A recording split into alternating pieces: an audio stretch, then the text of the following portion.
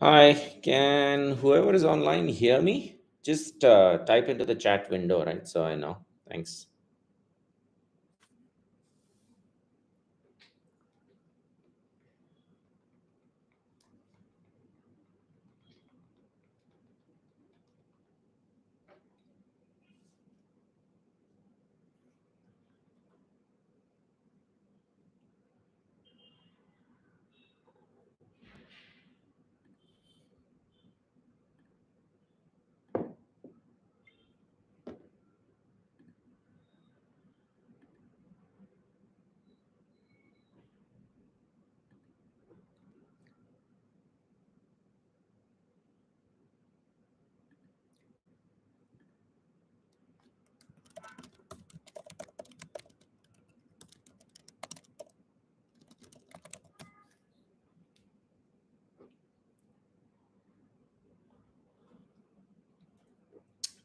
Folks who are online, if you could just give me an indication that you're able to hear me by typing into the chat window, that'll be great. All right. Thanks, Mohit.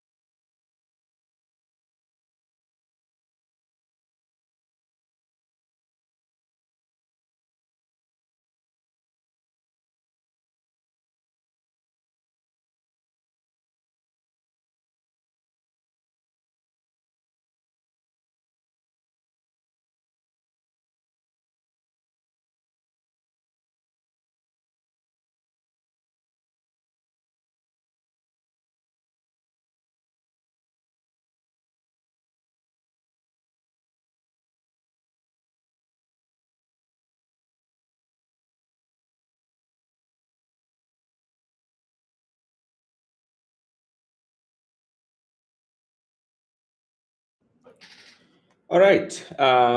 It's 2 p.m. On a Friday, and I do realize it's actually the festival season about to kick off. And so we do expect, I guess, the participation levels and the attendances to drop. But thanks to everyone who's joined today. And let us kick it off so that we can probably try and wrap this up early as well. Yeah. All right. So here goes. All right. So let's get started. Today's topic is about critical thinking. Um, and there's some techniques called mental models or frameworks, which we'll actually get to in our later semesters, which are frameworks that exist that help you become a critical thinker, right? So anyways, first, let's pause for a bit and have a discussion on what critical thinking actually means to you.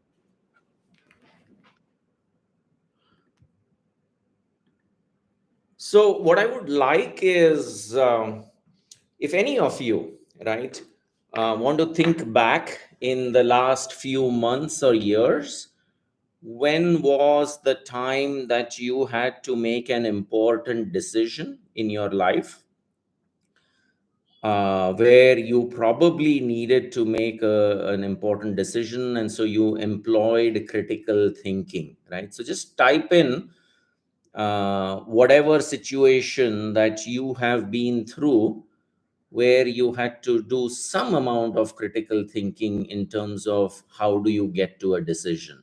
Yeah. So I'm waiting for people to type into the chat to see, because I'm sure, right, you've all been through what, 21 years of your life so far, and there have been occasions where you had to make an important decision, right, and hence employ some levels of critical thinking. Anyone? Come on, I'm sure you have, right?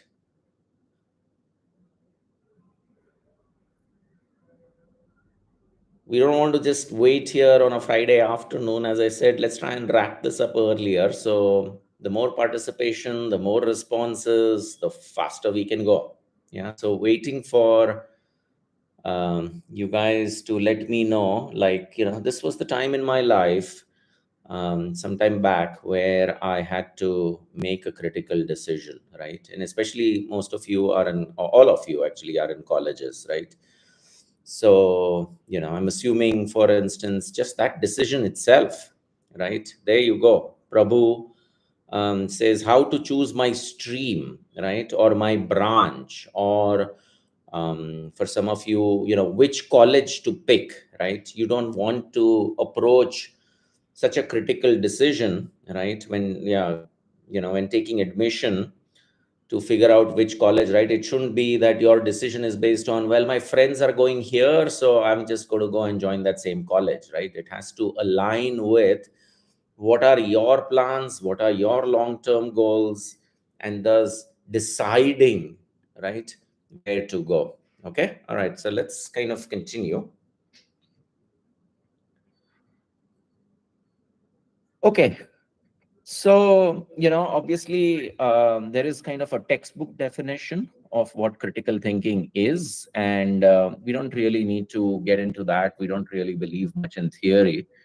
I think the more important thing for us as a takeaway is that as human beings in our lives on a day-to-day basis, we have a tendency of making quick decisions, quick judgments, right? And that actually prohibits or stops us from making probably the best decision that might be needed.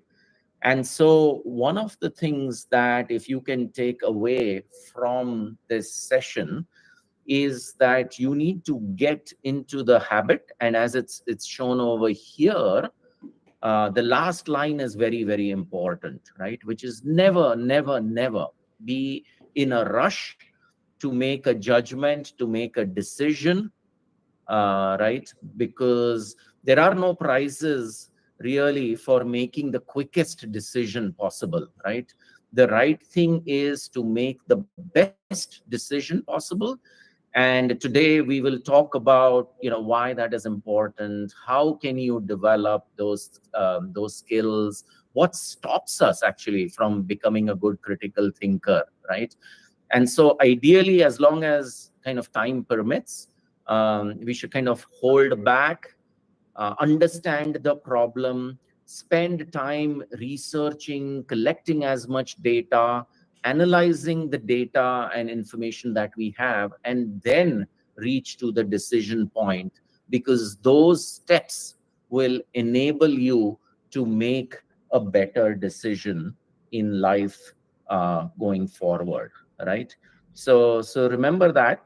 And kind of moving on, right? Just some more kind of definitions of what and why, right? And sometimes this actually will become a part of your normal life also, right? So, for instance, if you are a nurse in an emergency room, right? Your ability to try and figure out as to which or what is more of an emergency versus not, right? It can't be on a first come first serve basis, right? If you become the like an engineering lead, and your software is in production, right, and you have problems, right, in production, and customers are complaining and things are crashing, right? Your ability, right? So it's not that always you will have a lot of time to kind of step back to research, analyze it. Many a times, if you start some of these techniques and understanding these, it can even help you in your day-to-day lives, right? To be able to make decisions that may require time limitation, but yet kind of arrive at the best decision that might be possible, right? So kind of hopefully you get a sense of why this skill is very, very important. As we always say in Satkam, this is one of those 4 key skills that companies are looking for in employees, in successful employees. And unfortunately, there isn't like a class that you can take to become better at this, right? The good news, as all other skills, is the fact that these are not skills necessarily that you are born with. They are skills that you can learn. They are skills that improve as you practice more, right? And hence, if you can get into this habit right from now, it will help you, right? And then now, why is it important, right? So we've listed, and again, this is a mouthful in terms of a slide. We're not going to go through everything. These slides are going to be available to you, so you can always kind of look back at it and study the material if needed, right? But essentially, critical thinking helps you in making the best decision possible at that point in time, right? So enables you to make better decisions. If you are in some kind of a debate or a discussion, or what is the better design, right? The ability to make your viewpoints, right, with stronger arguments is something that will help you if you are a better critical thinker. It obviously is a great tool that enables you to solve problems, right?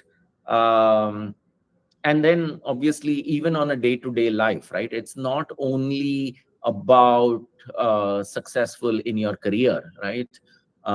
Which house at a later point in life, when you want to buy a house or an apartment, right?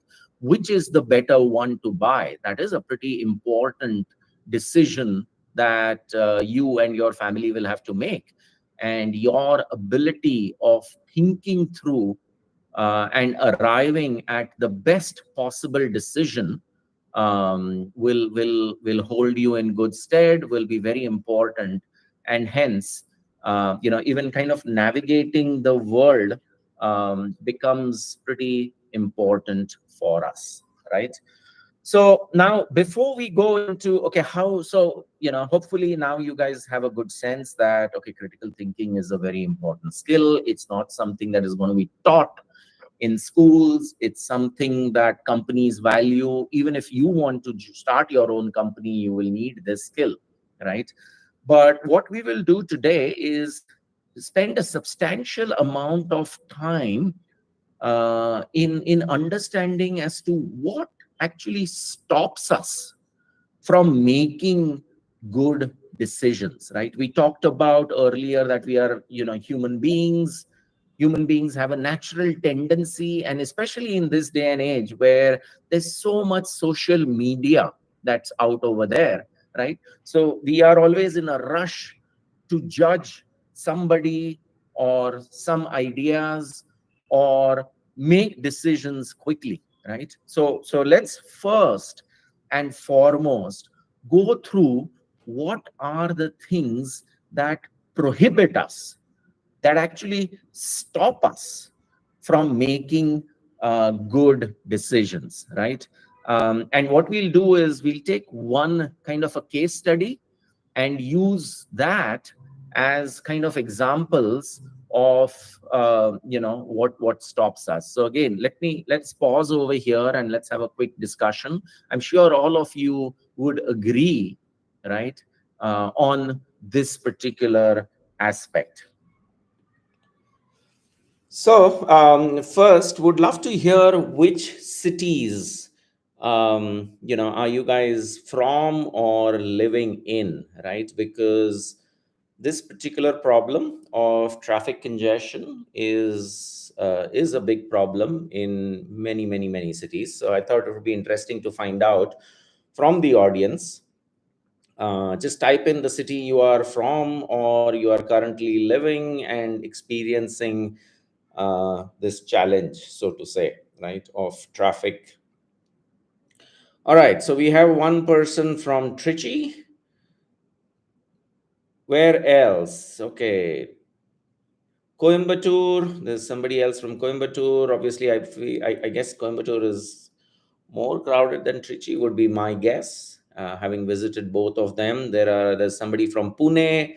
Pune obviously is even more crowded than Coimbatore. More from Pune. Okay, so Trichy, Coimbatore, Pune. Any other cities? Mumbai. Okay, so we have somebody from Mumbai also. I guess Mumbai will probably win if we had a competition in terms of, right, where the problems are. So anyway, and I see Kanika has already started solving this problem, right? Which is one way to solve this problem is by widening the road. I would like you guys to actually think about this problem and type in what do you think could be solutions, right? So we've got one solution, which is let's widen the road and it will solve the problem of the traffic congestion. What other ideas can you think of if you are made responsible to solve this particular problem? If you are in charge of solving the traffic congestion in your particular city, be it Pune, Mumbai, Trichy, Coimbatore, wherever, what would be your approach? What would be your solution to help solve the traffic congestion problem? Besides, I guess we got widening the road. Any other ideas or thoughts that people might have on how we can solve this problem? Right, I'll wait for some more. Okay, so we have some more ideas coming in. We can build flyovers. We can have intercity transport like a metro, right? We can force people to follow traffic rules. We can build bridges. We can improve road quality, right? Absolutely, right? These are naturally some of the solutions that are kind of natural, right? So anyways, let's kind of continue on this while some of you can still think and put on your ideas. So now that we've had discussions about this very relevant problem, right, let's go through what we think will be some of the points you guys probably came up with, right? So here's the listing. I'm sure we came up with a few more, but let's take 6 of these, because these each actually pinpoint to, even though, right, they might be the right decision, right? Just as a knee-jerk reaction, if this was our solution, right, they actually point to a problem that actually exists that stops us from making good decisions, right? And what we have tried to do is come up with an acronym, really not really an acronym, but when we go through the techniques, we'll talk about this. There are 6 main things that stop us from making good decisions, right? And we call them A, B, C, D, E, F. Very simple to understand. So later on in life, whenever you think you are, either going to be making a design decision, an architecture decision, a life decision about purchasing some, very expensive things, one of the things you could do is, as you go through the decision, try and see, have you done any of A, B, C, D, E, F in your decision making? Because maybe that might have stopped you from making the correct decision, right? So let's start with, what is A, right? Uh, Very common, right? And these are assumptions, right? All of us are making assumptions at certain point in time, right? The problem is, your assumptions are very different than my assumptions, right? For instance, let's take a few examples of when assumptions have been made, right? If you all remember, Tata introduced, right, the Tata Nano car, right? Ratan Tata was very fond of this project, and he believed that Indians, right, and he saw this family on a two-wheeler with the dad, the mom, and 2 kids, and he felt like, Indian families actually need a protective car than going around in a two-wheeler, right? And so he came around with the Tata Nano, right? Unfortunately, for whatever reasons, right?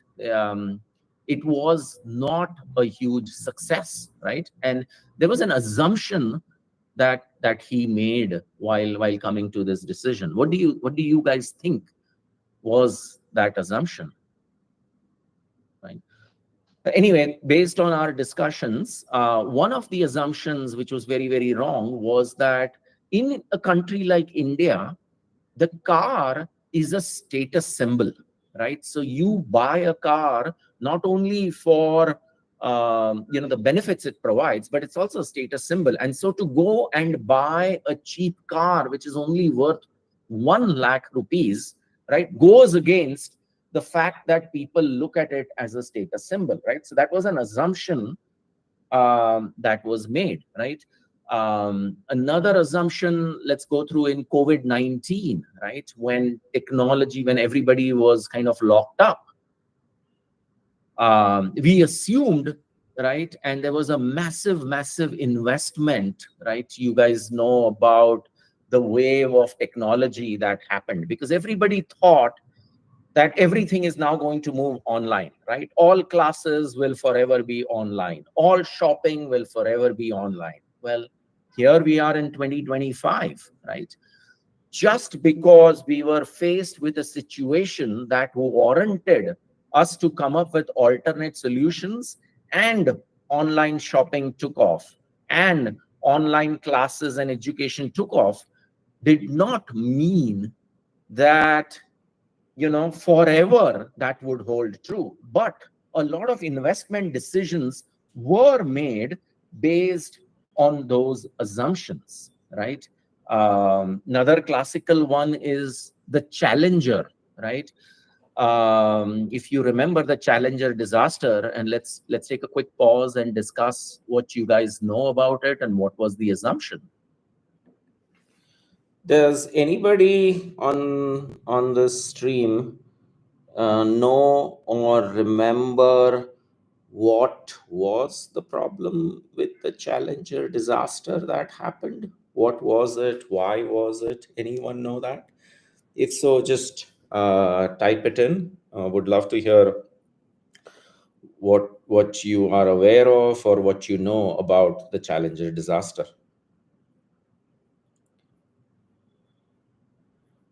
Right, it was one of NASA's biggest failures. Right, it was when I forget whether it's 6 or 7 astronauts who were in the Challenger, right, and immediately after takeoff, uh, it crashed and burnt, and unfortunately all 7, I guess Tejas is telling me it's 7, so all 7 of the astronauts lost their lives, right? And after they had analyzed and figured out the cause, right, it primarily boiled down to one very small um, assumption that was made, which was that the takeoff was happening in Florida generally is a warm climate, right? And so all the testing that was done was between in the range of a certain temperature,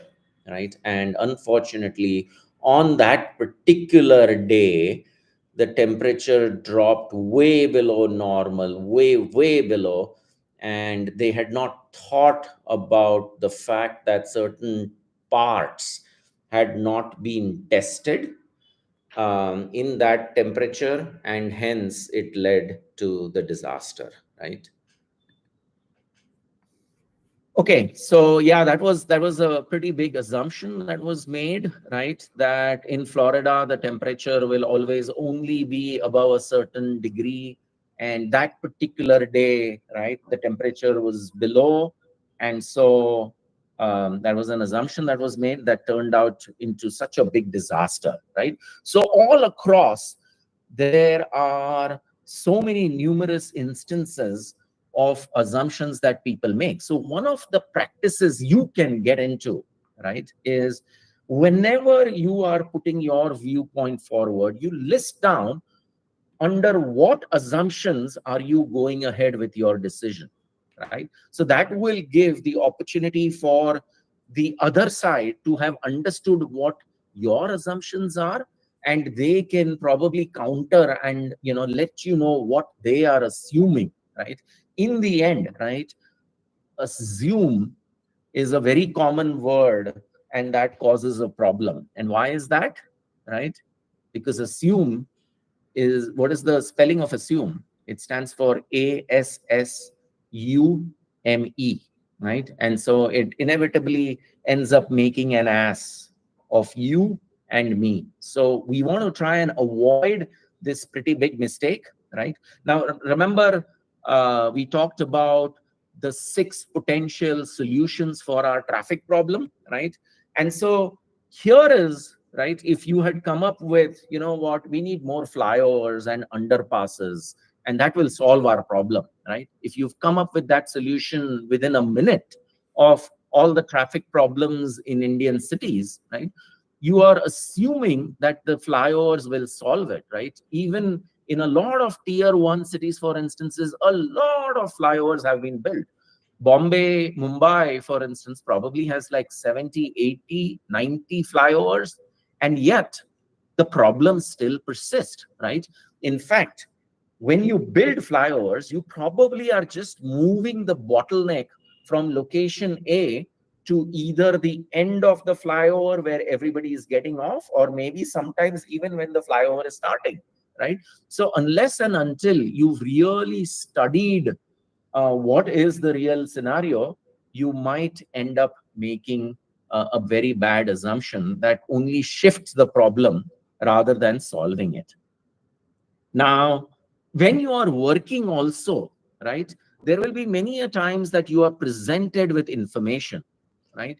And your ability to identify that what is a fact, what is true, what is real data versus what is an assumption that you are making, right, can help you become a better decision maker, right? So let's look at this particular example. I'm going to pause so that we can have a discussion about it, and you can try and identify which is a fact and which is an assumption.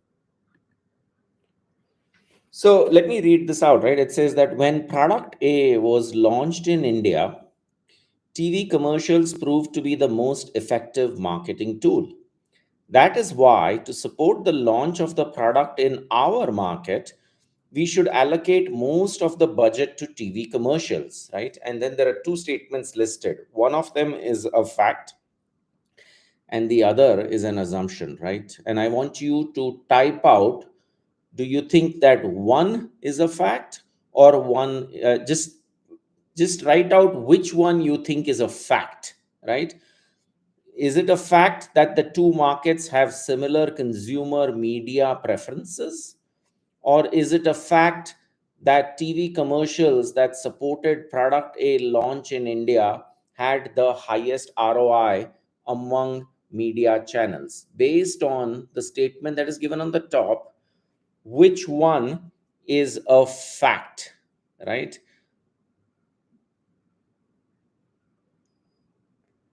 So I see that the answers that are coming through is actually that one is a fact, and in fact, that is not correct, right? You are making the two markets have similar consumer media preferences. You don't know that, right? You are actually making an assumption that the two markets have similar consumer media preferences. Let's say we want to launch the product in Indonesia, right? So the person comes and says, when we launch this product in India, TV commercials proved to be the most effective marketing tool, right? So to support the launch of this same product in Indonesia, let's allocate all our budget to TV commercials. You are assuming that Indonesians are similar to Indians, right? But as Prabhu says right down here, we know from this statement, it is a fact that the TV commercials were had the highest ROI in India, right? That's a fact that's given over here. But there is no other statement that tells us that India and Indonesia is similar. Yeah. So it is important for us to be able to quickly identify when we are listening to colleagues say something, or when we are interpreting data. Here's another example just to prove the fact, and just so that it becomes practice. Let's pause and talk about this one. So again, I want you to type out which is a fact, right? Let's just identify, is one a fact or two a fact, right? So obviously the other one is going to be an assumption, right? And what it says is, I do not support telecommuting in our region. When we tried to implement this a few years ago, the initiative failed because of technology. People could not access the intranet when away from office, and the narrow bandwidth made it impossible to hold virtual meetings. So, is one a fact which says the issues that prevented the successful rollout of telecommunicate commuting previously have not been resolved yet? Or is two a fact, which is access to necessary technology has a great impact on the effectiveness of people working remotely? What do you guys think? Two, right? Very true, right? It is a fact that access to necessary technology has an impact on the effectiveness, right? The assumption over here is that last time when we tried it, those issues have not been resolved, right? So if you assume that and make a decision, then you are making a wrong assumption and going ahead with a decision going forward, right? Okay, so we've talked about, the first mistake or the first thing that stops us from making good decisions. It is A for assumptions. Now let's talk about the second particular one, which is bias, right? Let's pause. What does bias mean to you? So would love to, see what do you guys think? What is bias? What is that? word, when you hear the word bias, right? What comes to your mind? Just type it out into the chat window. I'll kind of continue in the interest of time.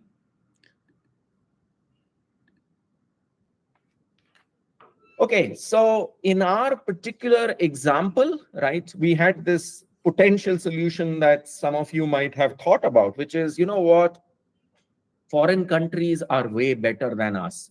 They know how to solve problems. They know how to solve problems, first and well. And so let's just copy what works in America. Let's just copy what works in Singapore, and we will have solved the problem in India as well, right?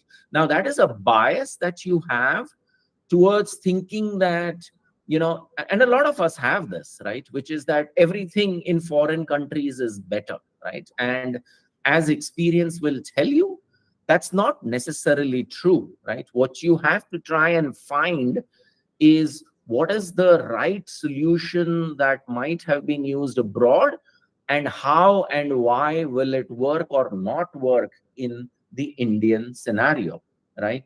So that's a bias that we have. It's a confirmation bias. And, there are various different types of biases, right? But before we go ahead, I want to tell you a very interesting story to try and prove you this particular point about, how all of us, right, including me, and all of us in this world have a particular bias. So let's go through a story. Yeah. So there is this boy.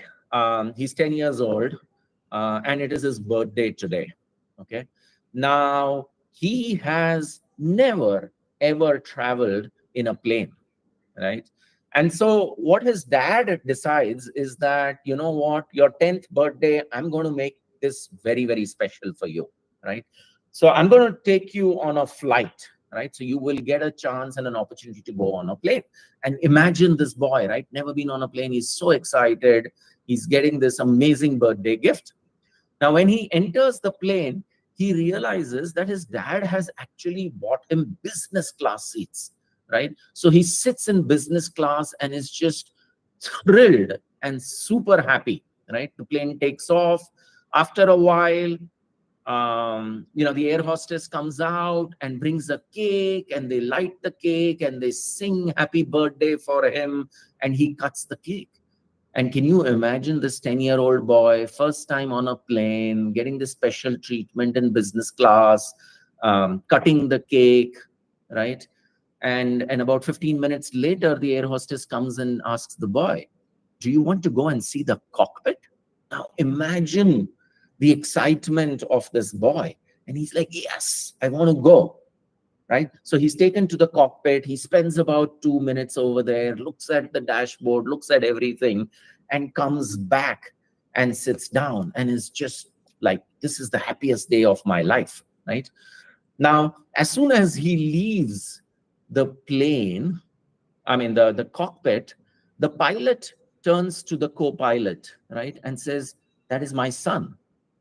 So how did that happen, right? Because the boy returned back and sat next to his father when he came back from the cockpit.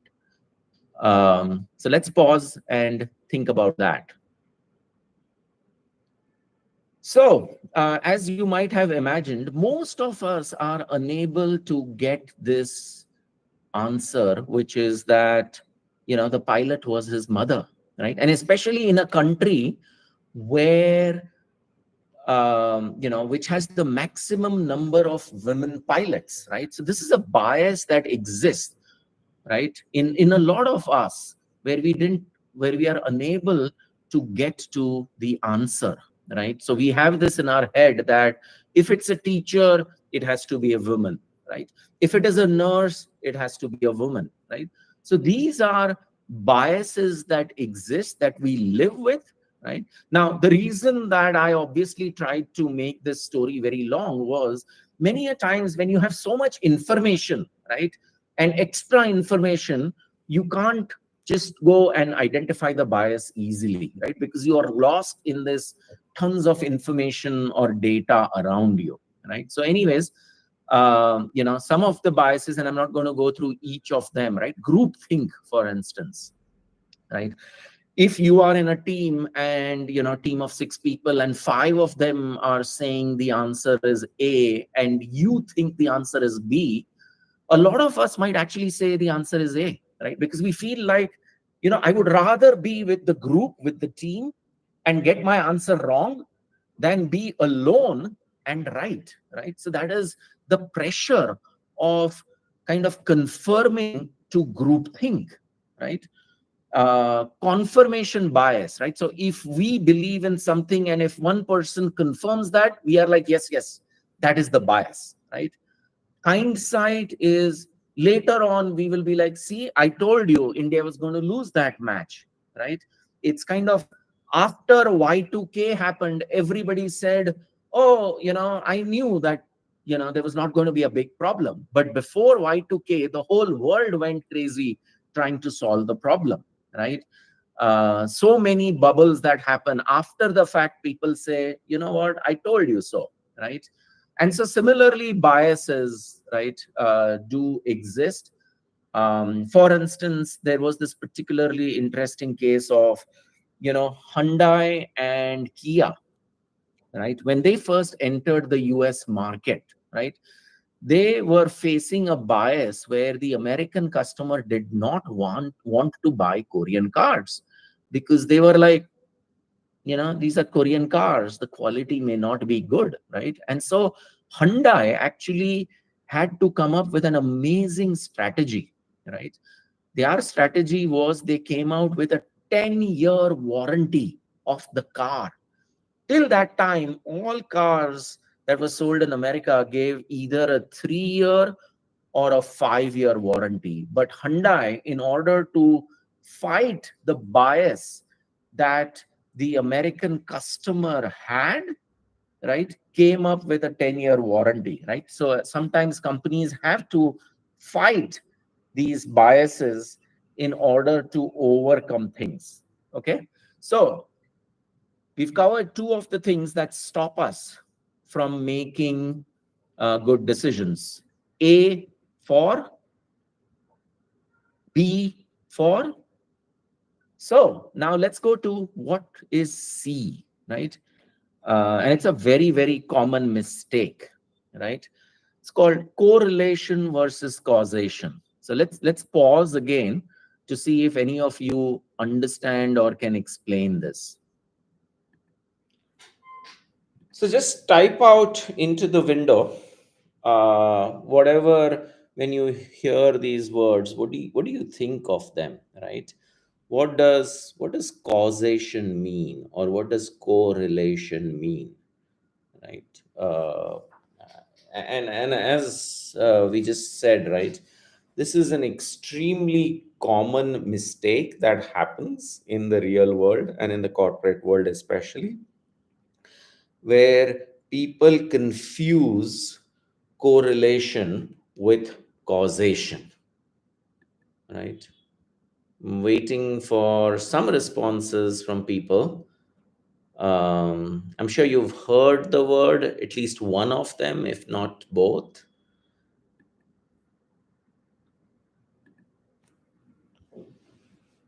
Okay, so in our particular example, right, the use case, right, we have this where, we always assume that, what, more cars are being sold, and so that's why traffic is increasing, right? We might overlook other factors, right? And we just straight away jump to traffic is getting worse because, more cars are being sold.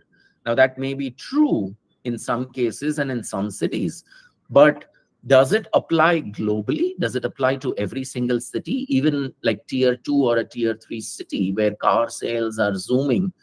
If you see traffic problems, or, if you don't see traffic problems, right? So just jumping and confusing, right? Because what tends to happen, as we talked about, was when 2 things go up at the same time, they may be correlated because of them moving in the same direction, but it does not necessarily mean that A is causing B or B is causing A, right? And many times we make this mistake, right? And we've got to be careful about it, right? So one of the classic examples that people talk about is, you know what, ice cream sales in summer go through the roof. Is that correlation or causation? What do you guys think? Yeah, so obviously this particular example, makes sense in terms of it was causing, right? Because summer people want to eat something cold, right? But even today, right now, we are going through a situation, right, where jobs in the tech market are under a lot of pressure, right? A lot of layoffs are happening, right? And a natural reaction that people have is that, oh, this is AI. AI is causing people to do layoffs, right? But do we really know if that is true? We don't know that necessarily, right? AI could be causing it, but there are so many other factors. For instance, I could argue that, you know what, we talked about COVID. When COVID happened, people felt that technology was going to be the panacea, technology was going to solve all problems. And so a lot of money, right, that the US and the Western countries had printed moved to tech. And so there was a lot of hiring done. It was over hiring. And then as companies in 23 and 2024 had to shift to showing profitability, right, they realized that they had overhired. And so they started doing layoffs. I mean, that's a possible reason why layoffs are starting to happen, right? We don't know, right? So the jury is still out whether AI is causing the job losses or layoffs right now, right? But there is this correlation coefficient, right? So zero means they are not at all correlated, right? Sometimes it can go up, sometimes the other can go down, right? A perfect correlation of one, obviously something like temperature in centigrade and Fahrenheit, right? When one goes up, the other goes up, and it goes up exactly by the same, right? Then here's a beautiful example, right? Parents who are alcoholic, right? Their children tend to not do well in schools and colleges, right? They have low academic achievement. What do you think? Is the alcoholism of the parent causing, or are they just correlated and they don't have, any kind of cause effect? What do you think?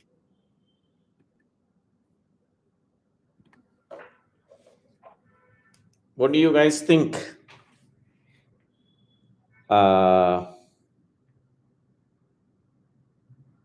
Is it true that parents who are alcoholic, their children, and so because the parents are alcoholic, the children's academic performance will be lower, and so it is the alcoholism that is causing it?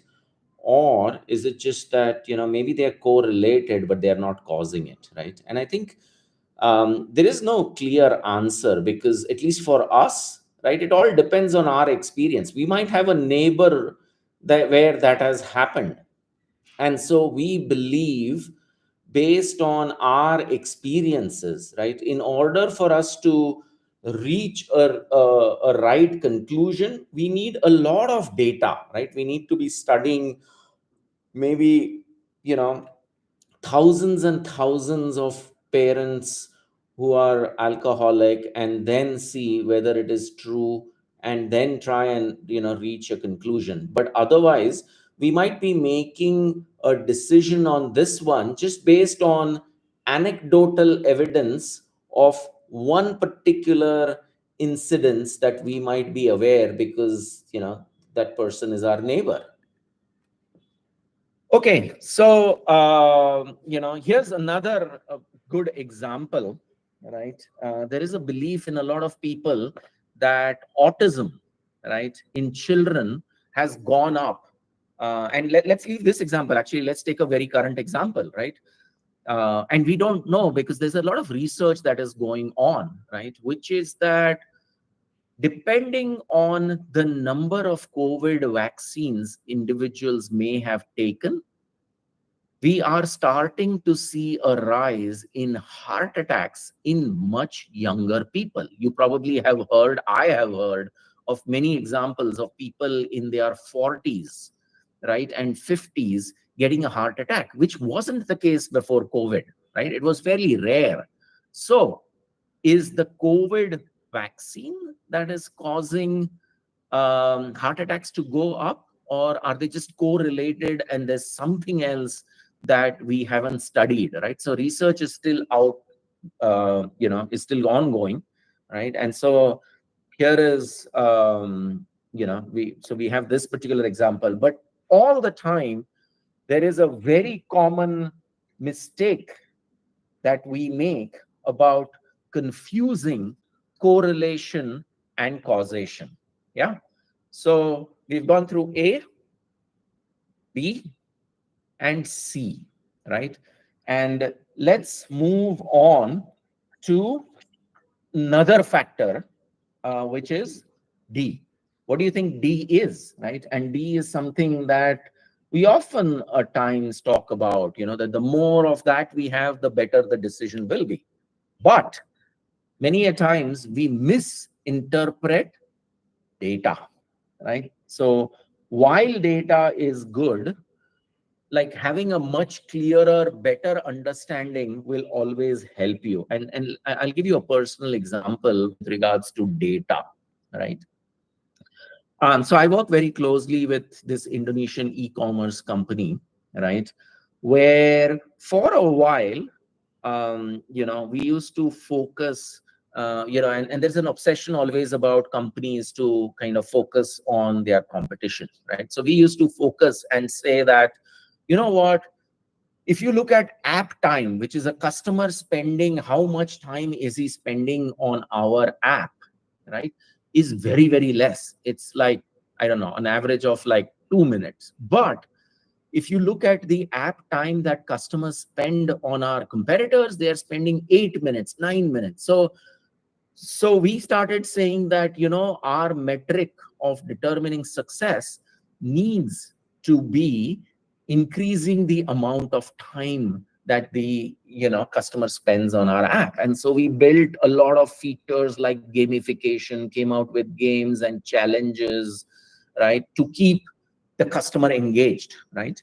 Now, it was only at a later point in time, when we were having another discussion, that we came to the realization that there is also a very big difference between the type of customers that we have and the type of customers that our competitor is serving, right? So if you were to look at the pyramid, right, our competitors were focused more on the bottom of the pyramid, right? They were selling cheap products for everybody, right? So very small, simple, cheap products, while we were focused more on the middle and the top middle, right, which is more expensive products, right?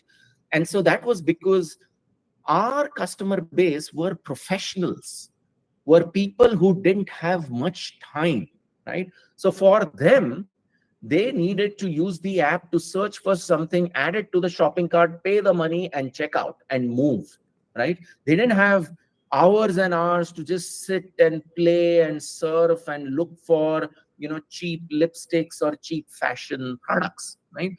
So there is an example of misrepresenting, misunderstanding how to use data, right? So the data was right. The data was not wrong. Our competitors, customers were spending more time on their app, but having a better understanding. So even if the data was right, misunderstanding or misrepresentation can cause a problem, right?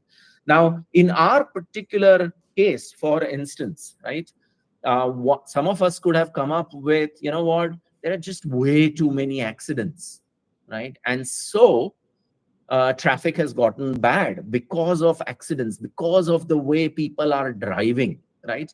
Now, it is possible, right? And so somebody may come up with a solution that, for every accident or every violation, let's increase the fine from 300 rupees to 2000 rupees, right? Now, that could be an approach, but is that the right decision that you are making, right? So you can't really come to such conclusions very quickly, right? So that's a good example of it, right? Now, the other thing to also remember is, how is this data presented, right? So here's an example. Let's pause and discuss. So let's assume you are the decision maker, right, of whether you should be taking a particular drug, right? And somebody comes to you and says, oh, if you take this drug, it's going to reduce the risk of cancer by 50%, right? And somebody else comes to you and says, oh, if you take this drug, it's going to reduce your chances from 6% to 3%, right? Which statement, one or two, is going to make you want to say yes to the drug, right? And so this is again a great classical example of how data can be represented, right, to force a decision, right? Obviously, when you read only number one, you will feel like, oh, let me do that, right?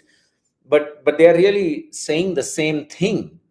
But when one is put in front of you, because it says it reduces by 50%, you are more likely to opt for that drug, right? While the second one, it looks like, oh, it's not as much of an improvement, right? So be aware when you hear things, because these can be, and that's why marketing sometimes gets a bad rap, because marketing does have the tendency of how do people represent data to influence people from making decisions, right? So that's an important thing to be aware of.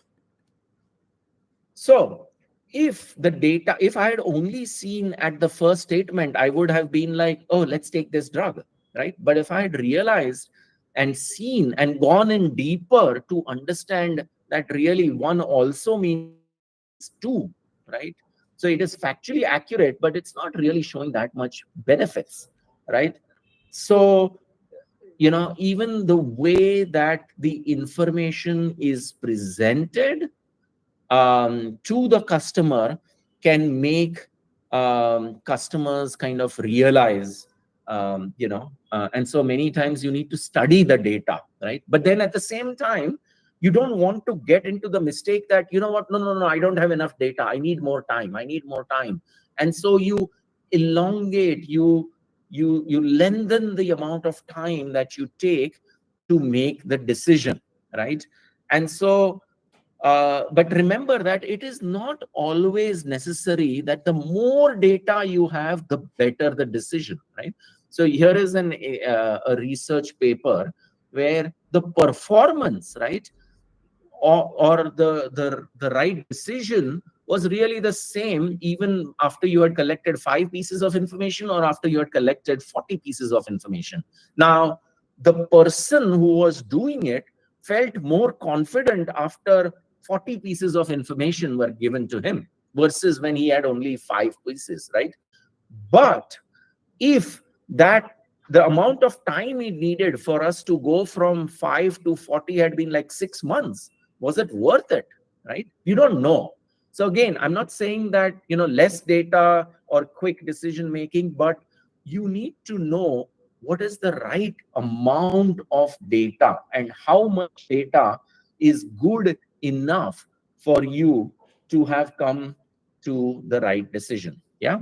So we've covered A, B, C, and D, right? The 4 mistakes that stop us from making good decisions. And now let's go to E, right? Which is emotions, right? And many times, especially in the day and age of social media, right, emotions get in the way. And especially there are certain topics, right, where emotions play a very high role, right? So what do you think those are? Let's pause. Can you tell me of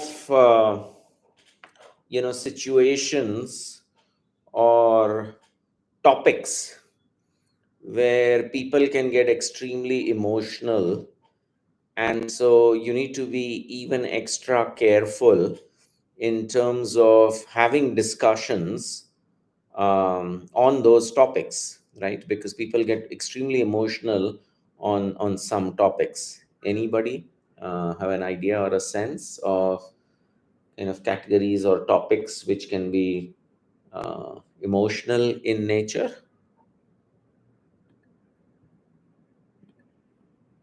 Okay, so remember that politics, ideologies, religion, right? They can become extremely emotional, right? And so you've got to be careful about not letting emotions, jump, make you kind of decide something. For instance, you might be a very big fan of, let's say, I don't know, let's pick a cricketer or a movie star, right? And you are emotionally tied to him. Now, if that person comes and is advertising and telling you, buy this car or buy these tires, would you go and buy something just because a Mahendra Singh Dhoni or a Virat Kohli is telling you to buy that car, right? That is, you're letting your emotions get the better of you, right? And companies know that, right?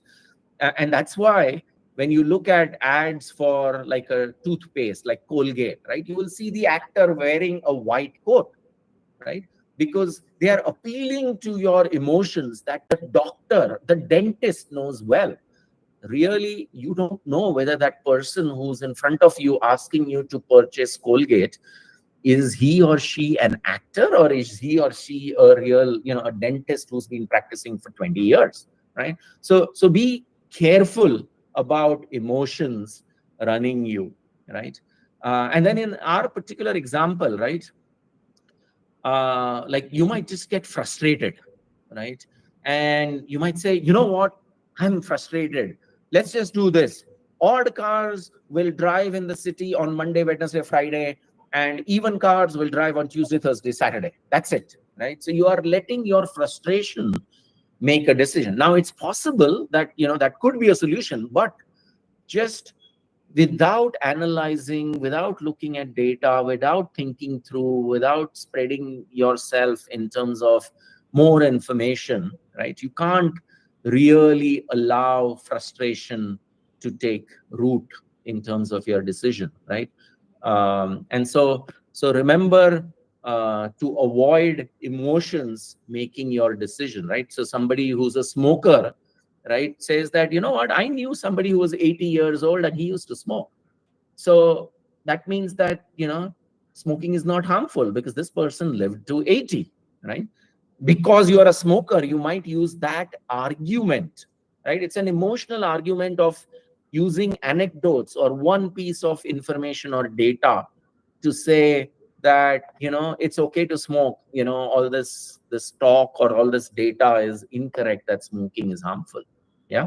So that is again another example of emotions, running or making the decisions for you. Okay.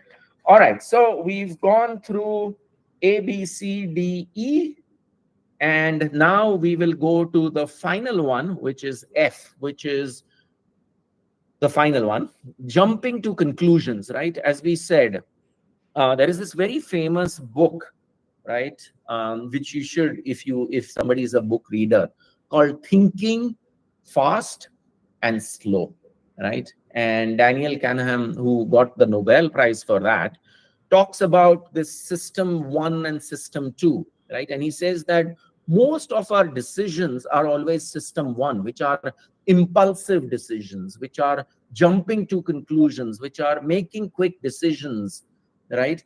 And as we've said many a times, right, in this day of social media, right, it is a natural phenomena for us, right, to kind of make these kind of decisions, right? Many times in tech teams that I have had, right, there is a, when we go to the team and say, hey, this problem exists, right, the natural um, you know reaction of many teams is, oh, that is because the customer doesn't understand it, or the customer service didn't understand it, or the sales guy sold it wrong, or the partner's SDK is wrong, or the internet connectivity in that customer, right? So always trying to point quickly that the problem is somebody else's, somewhere else's. It's not my code, right?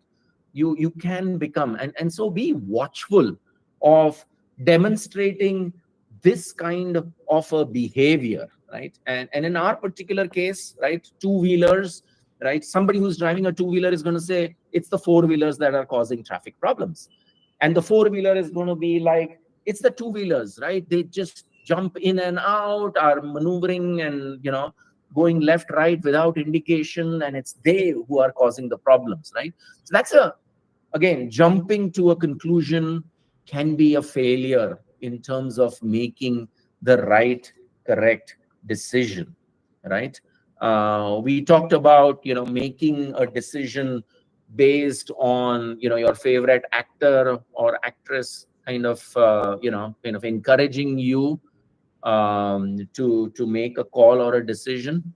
But anyway, so let's pause and quickly revise what are, and the reason that jumping to conclusions is because our brain sometimes is always trying to get to a quick decision, right? And here's an example of the trick that our brain can play with us. So here's another example, right, of quickly jumping to conclusion. Let's discuss. What do you think? So we have gone through the 6 different reasons that we are unable to make good decisions. Let's revise them. Let's pause and let's see if you guys have anything to kind of add to this.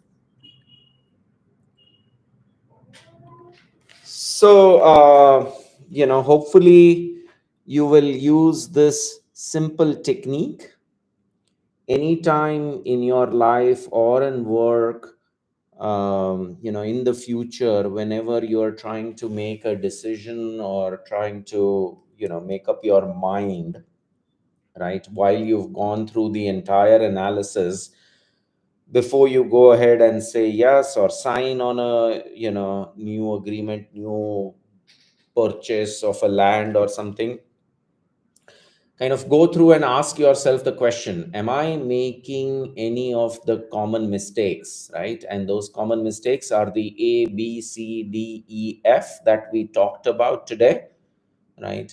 And so that's one very, very important technique when it comes to decision making, to try and avoid the most common mistakes that might lead you to make the wrong call or make the wrong decision, right? Or an incorrect decision. So get into the habit. Never forget A, B, C, D, E, F when you are trying to decide. Obviously, all of this is valid for when you have the time and you're trying to decide, right? Versus there can be situations where you have to make very quick decisions, and so obviously you don't have time to collect data, analyze, and so on.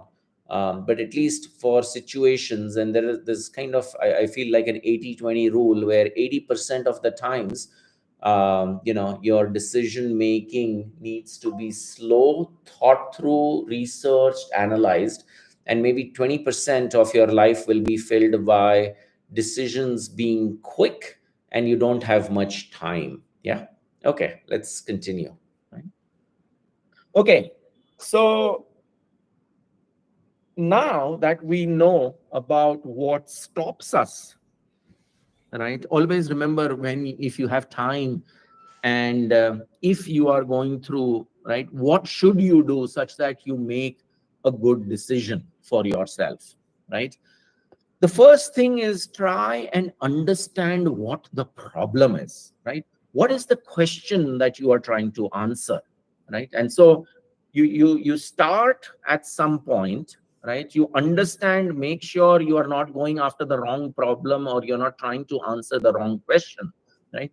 And then you kind of diverge, right? Which is you go around, you start researching, you collect as much information as possible, get as much data as possible. So you start collecting till you've reached a point where you feel like, okay, I have enough information and data, right? And so then you start analyzing it, right? So you organize yourself, you distill what is the right piece of information, what is not, right?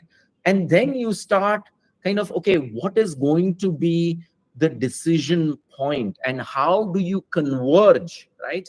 And also explore, okay, if I am thinking it's solution A, is there a solution B? Is there a solution C, right? And we'll go through these techniques, right? We'll talk of 2 or 3 more techniques that can help us to make sure that we've analyzed all possible solutions and then are coming to our decision of which is the best decision, right? So remember, your starting point, understand what is the problem, go out there, collect as much information, analyze the information, and then try and move towards your decision point, right? That is something that you can use, right? And today we are going to go through 3 different approaches, okay, as to how you can present your decision and how do you go about it, right? And then the 4th one, as we said, the mental models. There are many of them, right? There are like probably 50, 100 of them, and we'll cover a few of them in later semesters, right? So if you have an interest, you can start understanding them, but let's go through the first 3 in the remaining time that we have today with us, right? So the first one is when you go through and you have come up with, right? It's not only that, okay, here's my final solution, here's my decision, right? What you talk about is potentially saying, you know what, there are 2 different solutions or 3 different solutions, right? And here are the pros, the cons, and the data and inputs that I have used to analyze each of this. And this is why I am suggesting, right? So let's pause and talk about what do you understand this approach might be in terms of what are pros, what are cons, what are the data and inputs. So maybe we start with what is your understanding when we say pros, right? What does pros mean? What do cons mean? I think a lot of you should be aware of this, but just wanting to try and check in with the audience, right? When you have to present and say, here are the pros of this approach, or here are the pros of this solution, right? Or as is listed over here, the solution for traffic problems in Indian cities, and the approach or the solution is let's make better public transportation. When we list down the pros of public transportation, or when we list down the cons of the public transportation, what do we mean by that? Yeah. Please type it out into the YouTube video. The problem we have is unfortunately we have to switch to a streaming platform, right? And because of a streaming platform does have its limitations in terms of delay. And so sometimes it becomes a little difficult for us to kind of wait for the responses. So I'll kind of continue, but hopefully some of you have typed in your responses. Okay, so now that we've gone through, let's take our traffic example, yeah? And let's take, I'm not going to go through, all the solutions that we had come up with, but let's take one particular solution, which is a lot of people always kind of go naturally, right? Which is that, to improve the traffic situation in this city, we need to, get more public transportation, which is let's get more buses or trains or metros, right? Now, what are the pros, right? What are the advantages of public transportation, right? Obviously. So hopefully you got that, right? When we say pros, that means the advantages of something, and the cons mean what are the disadvantages of taking that approach. So you basically present the advantages and the disadvantages so that the other party understands that you are not only making a decision or trying to prove your point based on the positives or the advantages, but you've taken your time and you've thought through also about the disadvantages. Obviously, it reduces people having private vehicles, right? It also obviously will be cheaper. It makes it affordable. It allows, people of lower strata to travel using public transportation, right? And then obviously, sustainability, right? It's much more eco-friendly, less pollution. So those are kind of the advantages of public transportation, right? Now, what are the cons? For instance, especially metro, right? It isn't cheap, right? They are fairly expensive, right? So unless you have the budget, unless you have the money to invest in this infrastructure, right? It's not going to be easy. The second is it's going to take time, right? Metros are not like they can come up overnight, right? And building these metro either underground or overground, right? And then it requires constant maintenance and the hassles when you are building the metro. For instance, if we decide to go with the metro, right, the traffic situation while the metro is being constructed for the next 3 years, 4 years, 5 years that it could take to build a metro in a city, right? And also, public perception, right? Because we've talked about, for instance, status symbol. A lot of us rely on, what are people going to think about us if I go by a bus or a metro, right? So those are kind of the cons, right? Now, so we will need, right, some data and inputs that will allow us to figure out whether, metro is the right solution, right? So for instance, you might say that, we do have some buses. Can I get the information of which buses, on which lines, on which, which points from point A to point B is their maximum? And so where should the metro even be built, right? What are the commuting habits? Do people travel very early in the city, very late? What are the peak times? And then how much is it going to cost? And how much maximum ridership will we get? So there are many, many different data points that you might either need or might have analyzed before you come up with this potential solution or suggestion, or answer to the question, right? I'm going to skip this one, but let's take another solution that you come up with to solve traffic management strategies, right? Is saying that, what, we need better traffic management, right? So the advantage of better traffic management is you are going to continue to rely on the current road infrastructure, right? You might say that, what, we will use AI, right, and cameras and look at traffic.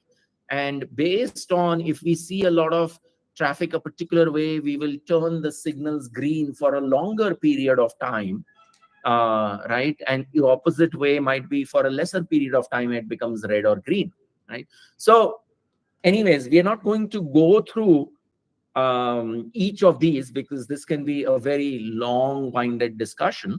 But suffice it to say that as whenever you are presenting, right, your solution or your approaches towards solving this problem, when you're presenting it, if you present it as, here are the advantages of this solution, here are the disadvantages, and here are the data points, right? So you say, when you present to your team leader or to your team, and you come back and say, what, there are 3 solutions. Here is the advantage of solution 1, here is the disadvantage of solution 1, here is the data and inputs that I use to analyze it. Here's that for 2, solution 3, right? And based on this, I am recommending that we go with solution 1, and here is why, right? That will demonstrate that you, as a team member, have extremely good critical thinking capabilities and skills, and hence, you get the opportunity of solving more difficult problems, taking on more responsibilities, and you are demonstrating your thinking abilities, right? So here's, how can we improve? Maybe one solution is, let's go with carpooling and ride sharing, right? That is another way. And maybe your suggestion might be, what, um, for instance, we said A was, let's build public transport, and the solution was building metros because you can't have, a rapid transit bus system. The second suggestion was, improving the traffic management. And then the third was, let's do carpooling, right? Now, and then after you analyze, you realize that this city actually doesn't have much of a budget, right? And hence, or if you need state approval and center approval, it's going to take, 15 months to get the approval, right? And so what do you do till then? Even 15 months is for the start, right?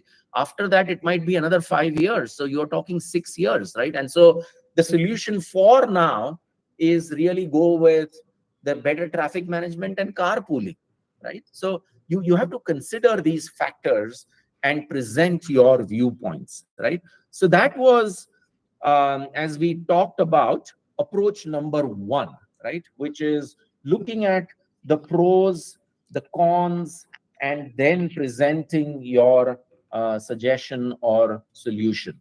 Okay. Now let's go to approach 2, right? Which is again very similar, but just a different way of presenting your data, right? Which is, it's called compare, contrast, analyze, categorize, and evaluate.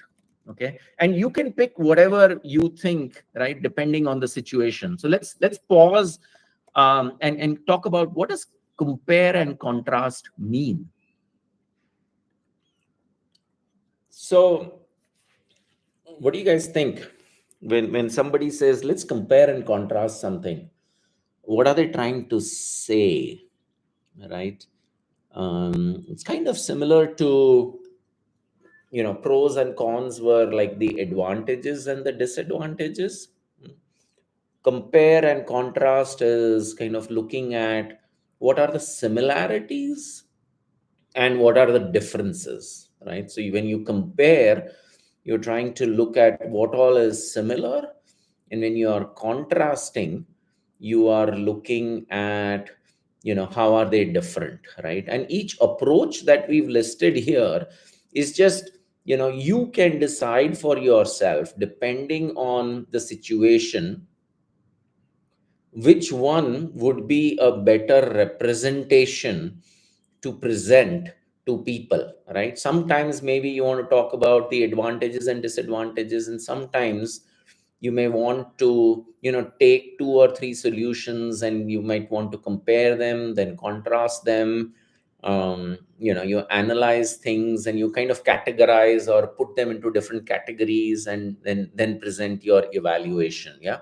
So these are just options and approaches that you can decide based on the problem statement, which one would be a better way of, going about presenting your decision that you have taken. Right. Okay, so let's go to this one, right? And before we go to our case study, I'll give you a particular very simple example, right? Let's take that you wanted, in your class. Let's take an example of World War I versus World War II, right? Can you do these 5 for these 2 world wars, right? We can either pause over here and do a discussion depending on the amount of time, or, I'll give you some quick examples, right? So for instance, when you compare the First and Second World War, right, what were the similarities? Basically, it was centered around Europe. And in both World War I and World War II, the US came in a little later, right? So primarily, both World War I and World War II were European players, with later joined by the US, right? Now, if you wanted to do a contrast, which is what were the differences between the 2 world wars, right? In World War I, France was never completely taken. Paris never fell, right? While in World War II, actually, France and Paris falling was one of the immediate effects in World War II, right? So that's a contrast of the two.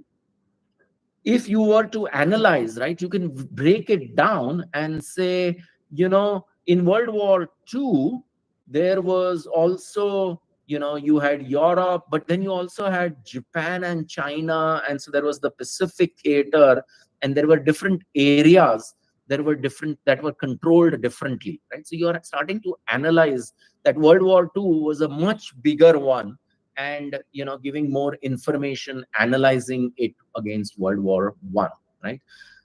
If you wanted to categorize, you can categorize different wars and say there are regional wars, there are world wars, and there are internal wars, right? Which is somebody is trying to secede from a country, right? So you can have internal wars that are happening within a country as well. So that is how you categorize the different types of wars, right? And if you are evaluating, you can say, obviously, both the world wars were not good, right? Because obviously of so much chaos, so much destruction, so much death. But then, there were some positives as well, right?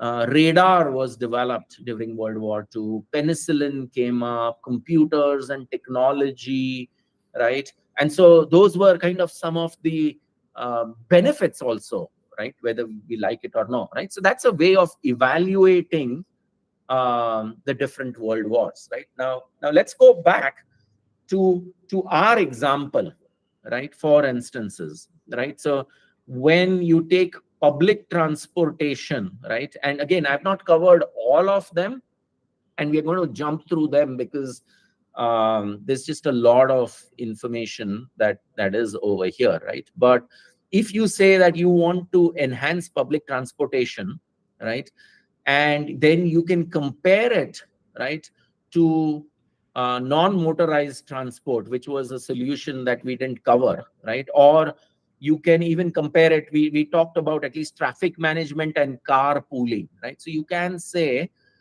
that compared to traffic management, if you enhance public transportation, you are actually solving the root cause, right? While traffic management is kind of like a workaround, right? And comparing it to carpooling, right, it is public transportation is a much more structured and potentially affordable for many, right? Not everybody can afford carpooling, for instance, right? So here you are comparing one solution with the other options you have, right? And then you can similarly contrast, right? So public transportation versus traffic management, right? Public transportation obviously requires a massive amount of investment upfront and then constant ongoing maintenance, right? But traffic management really doesn't require that much massive investment, right? Same goes for carpooling and ride sharing when you want to contrast the two, right? And so same way, right, like just like we discussed about pros and cons and data and inputs, right? You can do a comparison, contrast, analyze, evaluate of the various different solutions that you have. Again, as I said, I'm not going to go through each of them because there's a lot, but just trying to give you a sense of when you are presenting your data, right, or information or solution, how can you come across, right, as being well thought through, structured in your approach, good analysis, good critical thinking, right? And then how do you present that data, right? So let's talk about presenting this data. And again, as I said, I'm going to skip through a lot of these slides, right? Here is a way that, for instance, you might have seen this, right? So this is, right, if you wanted to, for instance, compare and contrast Netflix and Prime Video, how could you present this piece of information, right? Let's say, your problem is, should we go with Netflix or Prime Video, right?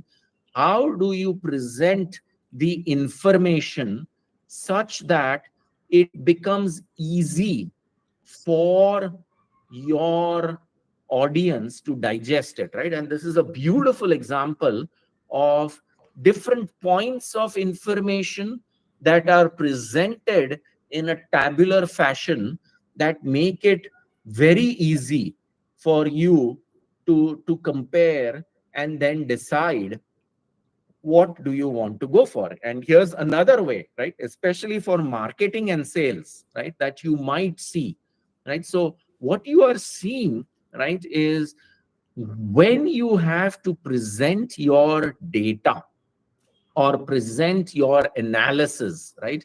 Because as we said, remember, you start, you go off, collect tons and tons of information, tons of data, do your research, do your analysis, and then you kind of come back to your decision point, right? So these are just different ways that you could use to demonstrate as to how you have finally come up with your decision, and in a very short summarized fashion, tabular fashion especially, right? Tables are beautiful ways of showing the difference between different options that you might have, right?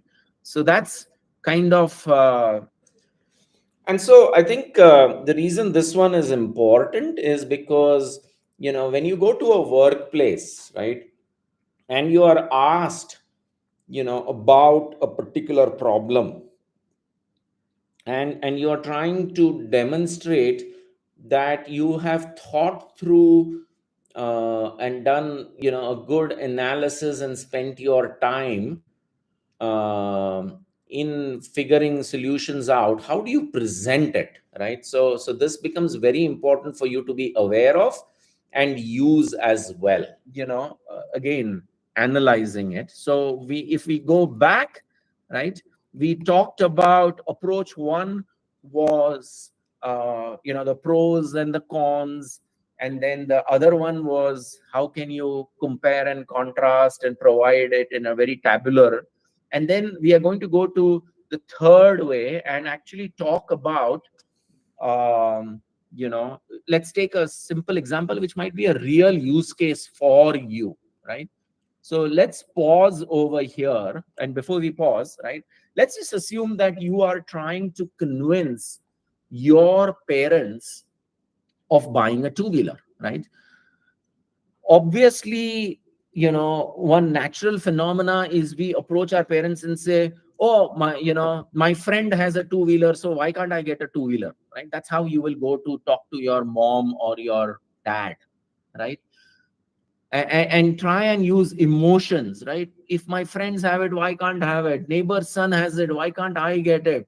you know and you start using emotions while trying to argue with your parents, right? Saying that I need a two-wheeler, right? But do you think that way your parents are going to be convinced that they should be buying a two-wheeler for you, right? So what do you think?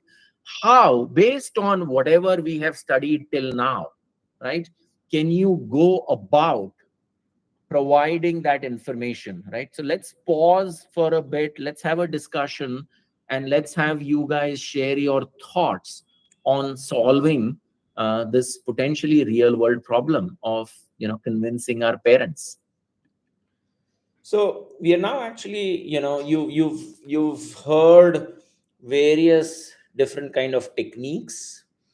You've heard about kind of the mistakes when we are trying to make important decisions, why, things that stop us.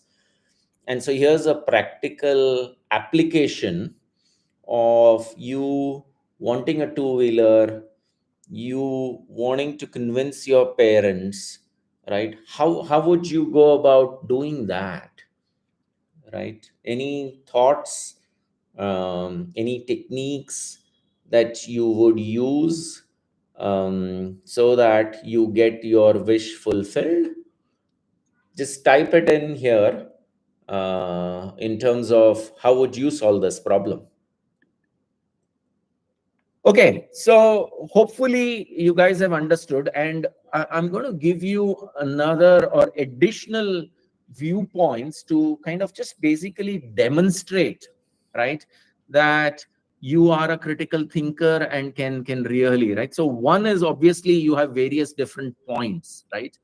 But then, right, so for instance, if you are presenting your analysis to your parents, right, remember, when you go with something like this, which is, instead of going emotionally and telling mom, or trying to first convince your mom and then tell mom, you help me to convince dad, or whatever, right? If you say that, okay, you know what, i have I have analyzed, and here are the benefits, right? If we get a two-wheeler, right, I can cut down and I can get an additional 1.5 hours at home, because the travel time reduces from 1 hour to by bus to 15 minutes, right?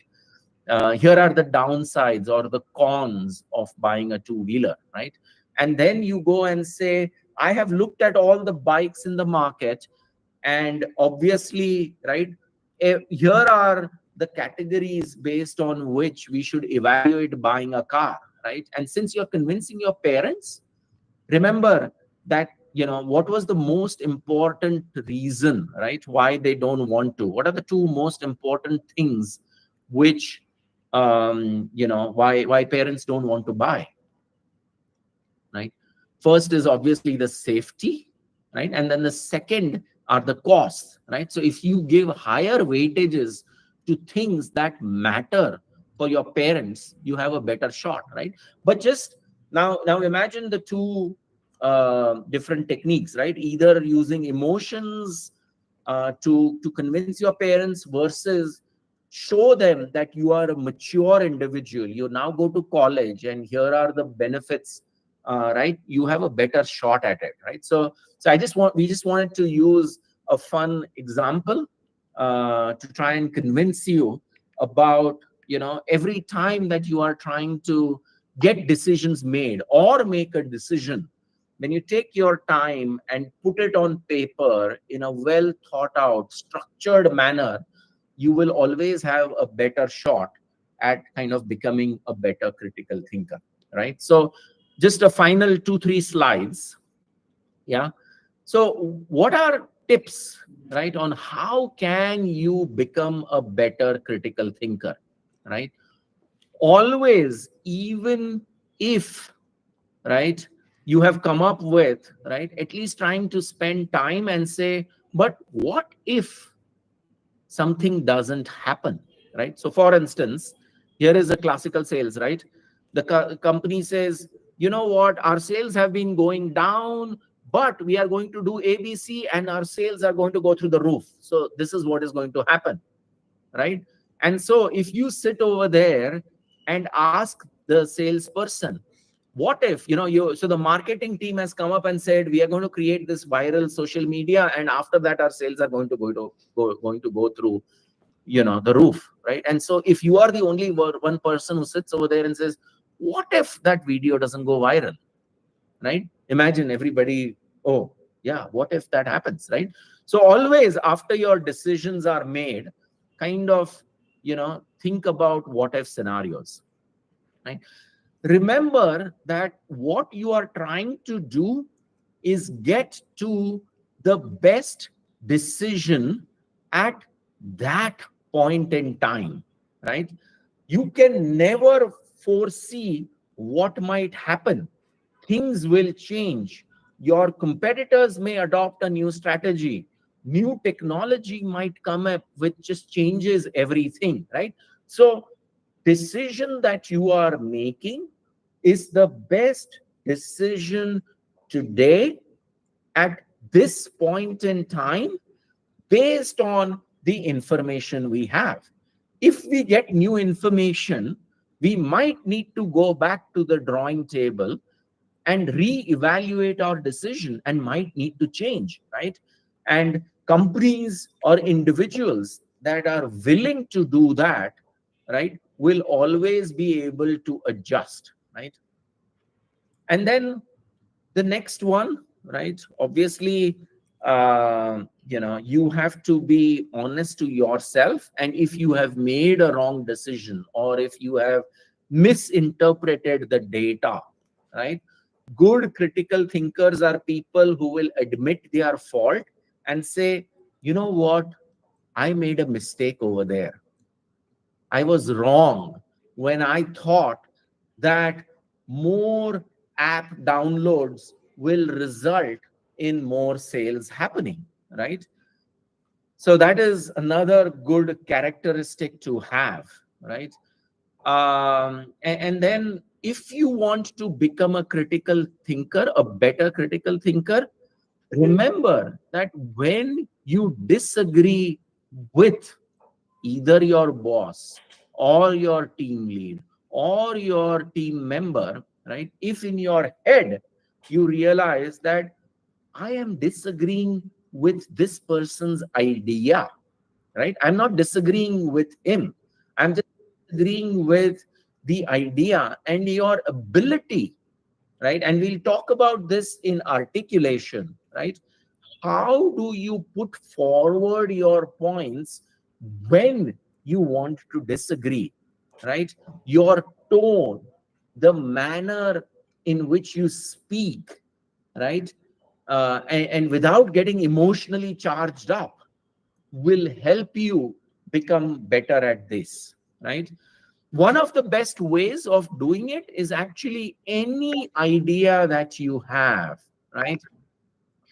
If you are able to present it to a 6-year-old or a 5-year-old, if you are able to make a 6-year-old understand your idea, then you have really understood your idea well, right? So do that. Try and practice this by saying, I'm going to take a 6-year-old and try and explain it to him, because he will have, some maybe stupid questions, maybe things that, oh my God, yeah, when I'm presenting it, I should probably make sure that I talk about this, right? And then remember, always go through, are you making the mistake of A, B, C, D, E, or F, right? So these are ways. One more that is listed over here, but not we haven't talked about, was expressing in multiple mediums, right? And what we mean over here is, besides, let's say, creating a PowerPoint that you are going to present, right? If you take this particular argument that you have and write it down in a piece of paper, as if you're going to be sending over that document, right? Because when you have to sit down to write something in an elaborate fashion, it actually makes you think in a very different format that might help you uncover something that you hadn't thought about, right? So getting into the habit of either speaking to somebody, presenting it to somebody, writing it down, and expressing the same thoughts or the same ideas in multiple forms will help it kind of formalize a lot more and crystallize to become even more solid. Ways that you can use to help improve your critical thinking, right? And then finally, right, how can you as an individual, right, your ability to be open minded, right, your ability to realize that the decision that I come up with will never be the best decision forever. I am trying to come up with the best decision at this particular point in mind. Maybe I will make mistakes. Maybe I might be wrong, right? And it is okay. And I need to be open that if some new information comes in or something new I understand that makes the decision I made yesterday wrong, it is okay, right? So being open-minded and admitting that all of us in the end are human beings. We all make mistakes, right? The courage to take initiative is just the fact that many a times we are afraid to volunteer, right? And say, if let's say you are in a team meeting where a particular problem is being discussed, right? The person who takes the initiative and say, oh, can I go and analyze this situation as to why our app ratings are going down, and come back and present, right? They are the people who are being proactive, who are taking the initiative, and they are going to be the people who have a much better chance at being successful, right? We talked about biases and prejudices, right? Confronting problems and challenges, and then even remembering that when somebody disagrees with you, especially in a public forum, right? Don't take it personally. They are not attacking you, they are attacking your idea or your thoughts. And then finally, the one which is extremely difficult, right, for our cultures, which is cultures in India, right? We've grown up in a culture where it's almost impossible to disagree with your teacher, or disagree with your boss, right? Or disagree with a group of people. And that is what actually stops us as Indians, as Eastern cultures, from coming up with new ideas, new innovations, right? So we need to get rid of these cultural nuances, because remember, we are arguing about an idea so that we can come up with a better idea, right?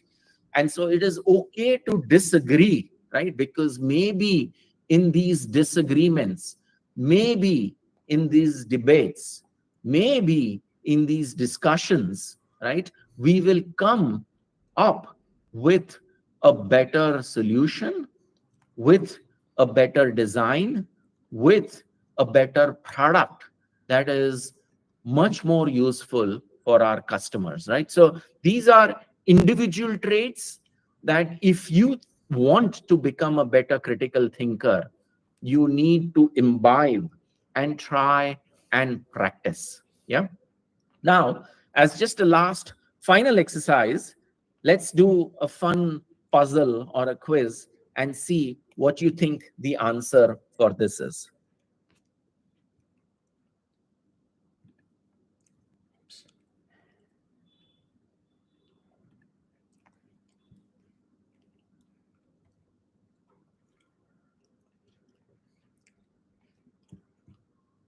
More useful for our customers, right? So these are individual traits that is which we've just put in a fun puzzle or a quiz and see what you think the answer. So let's see you guys answer this question. Yeah. Bacteria basically doubles every 24 hours to fill the lake, right? And it takes 60 days, right? So on which day was the lake half full with bacteria, right? What is the answer? Again, I know this is not an exercise where you have a lot of time. This is just a fun thing to check, um, whether you guys are still listening in. What would be your answer? How many days will it take for bacteria to half fill up the lake? If in 60 days it is completely full, and basically the bacteria always doubles every 24 hours. I'm going to wait for some answers from some of you to see what do you guys think is the correct answer over here. Yeah. Anyone? Think about it. Fairly straightforward, fairly simple. All right. Random edits, whatever be the name of the person, says 59. Okay. So does Soham. I don't know what 500 means. 59. Okay. I guess you mistyped it, foodies. Gaurav also says 59. Yeah, I think that, so it's good that most of you are getting it right. It is For this 9 is. days.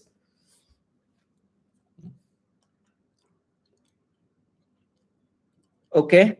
All right. So, these are just some more theoretical things which we've just put in the slides for you to kind of take a look at. We're not going to go through it, but hopefully, right, you've realized the importance of, becoming a critical thinker. How do you become one? How do you avoid the pitfalls and mistakes? And how can you present some of and use different techniques to become one, right? In our future semesters, we will talk about various different mental models that can be used, right, for you to develop these skills. Remember, these skills are, you're not born with them, you can learn them as they are compounding. So as you practice more, you will get better at it, right? And so trying to figure ways of practicing this will make you better. So that is kind of the end of the session. Let's pause and continue with anything that you guys might have.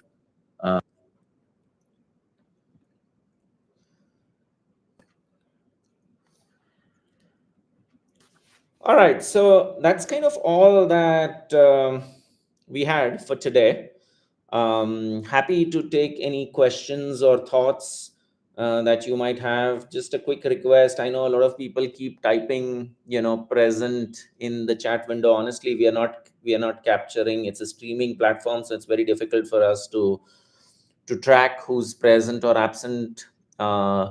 The way most colleges are figuring out your participation is through the MCQ, which is like a multiple choice questionnaire that we will share on the WhatsApp group. So hopefully all of you are on your respective college WhatsApp groups and are getting the messages directly from us. But I'm happy to take any questions that any of you might have, based on what you heard today on critical thinking.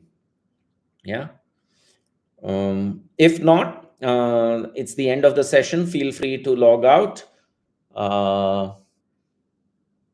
Wish you all a very happy long weekend. Look forward to our MCQ, and I hope many of you will attempt that. And feel free to reach out to us directly as well.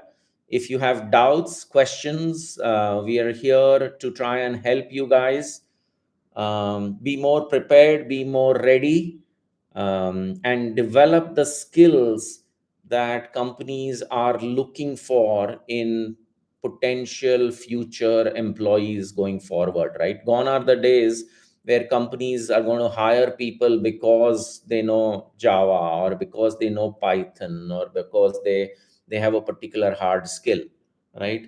These days companies are looking for people who can solve problems, who can make better decisions, who can articulate their thoughts, and who are extremely curious, right? So that's why at Satcom we are trying to focus on those real skills that companies want from their future employees.